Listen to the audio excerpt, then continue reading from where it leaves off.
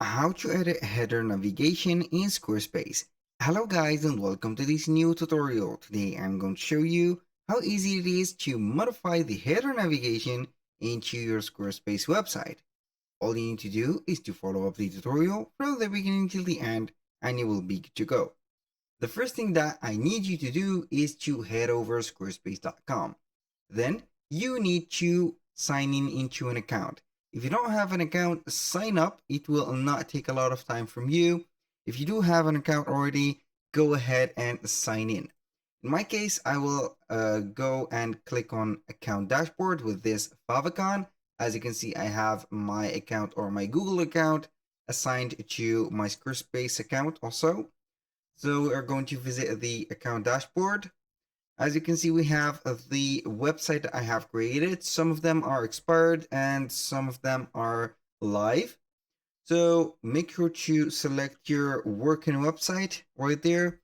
If you don't have a website, it is very simple to create one. Simply go ahead and click on create a website from there. Go ahead and put the type of the website that you are going to make, for example, a travel or a marketing website. Click on next, then you are going to set that you are going to sell some memberships, collect donations, offer a contact form, and etc. Then you are going to choose the template. After you have created the website, you are going to see on the dashboard from there. Then all you need to do is to click and select that specific website. Click on it and it will load up the website editor. As you can see, we have a smooth and fast experience within Squarespace. So on the left sidebar right there, or the left side menu, we have this specific right here elements and also widgets that will allow you to get the full control of your website. So we have the website that you can go ahead and control the pages from there. You can control of the styles, also the assets. So when you finish all of these, you can go ahead and see the marketing and also the selling platform right here. Create your page or your products, select and collect also the payment, subscription, and finally publish the content. Now we are going to head over the website itself, click on edit, and as you can see, we have the website loaded. We have the different component of the website, so all we need to do is to edit the header. So we are going to click on edit site header like that, and as you can see, we have the title and logo. You can go ahead and put a title instead of a logo, or the reverse, a logo instead of a title. We have the navigation menu. We have this pen tool. When you click on it, you will see here the different pages and also the content of that. We have the stores, the portfolio, the work, about, and contacts. Here in this page or in this navigation bar, we can go ahead and modify or make the placement or change the placement of each element. For example, right here at the store, I'm going to put it here at last, or I can put it here at first. So you can see all of the pages right there from there, but I'm going to let you see here for the main navigation or the main menu, you can create some blank pages. So we are going to let it right here, new page. And as you can see here, it is set on the top or the navigation menu. So if I go ahead to the website and see right there the main page, which is the first page or the store page, right here we are going to see the page itself. I'm going to visit the website again, and as you can see, everything is set. So I will go ahead and click on edit again, edit the site header. Click on navigation, click on the pen tool, then you are going to put that page at last here, and here we have it. Now, for the design of that specific header, you can go ahead and click on design, and we have a menu. This menu is a floating menu, so we can modify the design of that specific header navigation. You can go ahead and see the layout. Here for the layout, we have multiple options. Either you can go ahead and set the logo to the left, as you can see, the navigation to the right, like that, or you can go ahead and put it to the middle, or you can set it right here at the top. Here we have the logo or the title, then we have the menu. So I'm going to set something like this. Here we have the navigation right here, but this is not very modern. So we are going to set this like that. Here we have the title, the logo, navigation, and here we have the account and social links. That was for the layout. You can here put the spacing for the links. For example, you can put a spacing like that.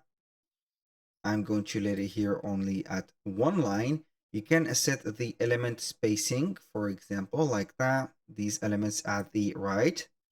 And you can show and see the effects that we have. For example, we have the drop shadow. We have also the borders. So you can fix the position of the elements. You can put the height and the size of that navigation bar. We can go ahead and also put the width to full or inset like that. That was for the design. Now let's head over the colors. So we click on the color section. Here we have some or a drop down menu. As you can see, we have three options. We have the adaptive, we have the gradient, and we have the solid. So for the color, you can go ahead and modify the color of it. If you set it as adaptive, here it will depend on the background of the right there, the website. For example, for this section, or I'm going to maybe change the section color. So I'm going to edit that section, put the color to maybe something like that. And as you can see here, we have the adaptive color changing. It has the same color as the section. So I'm going to modify the design, click the color, and let you see here a demonstration of a gradient, for example. Here, as you can see, we have the pink or the pinkish white gradient. So you can go ahead and put the gradient colors. For example, here we have the background color, the navigation color. I'm going to set it as solid. Here we have the solid, and you can also put it as the theme. For example, like that. It is the same as the theme, or you can go ahead and set it a random color to like this one or that one. So that was very simple.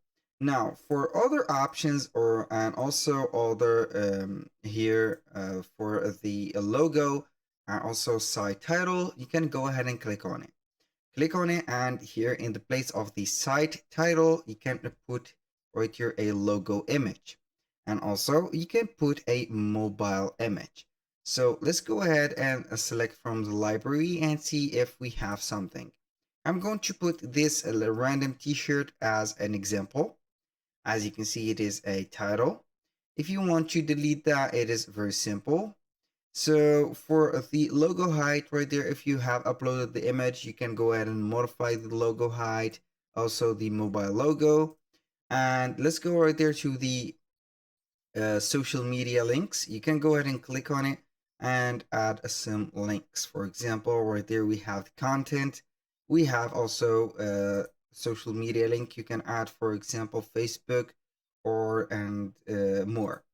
You can add as you can see here, the profile link and also the display of the social icon if it is known for this one.